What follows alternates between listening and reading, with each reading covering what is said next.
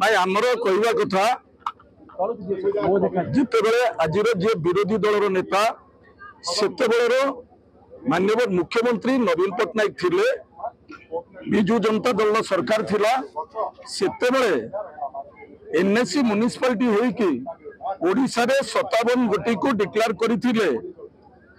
जे NSC एवं municipality करा जिबा पाई परवर्ती समय रे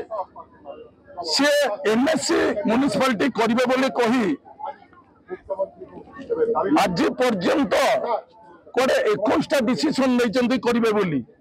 किंतु 21टा रु वर्तमान सुधा 12टा डिक्लेयर करिसेंती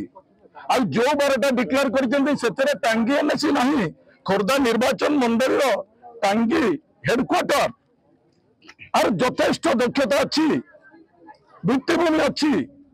किंतु टांगी को एनएससी डिक्लेयर करा गला नाही आमे सेति पई आज आमे विक्षोभ करिचु आज राज रास्ता रे पदयात्रा करिके आज आमे वीडियो को मेमोरेंडम दउचु मुख्यमंत्री को उद्देश्य रे टांगी को एनएससी तुरंत करा जाऊ तुरंत डिक्लेयर करा जाऊ सेति पई हमर अनुरोध आको जदि मासे भितर डिक्लेयर न करिवे खोर्धा निर्वाचन मंडल टांगी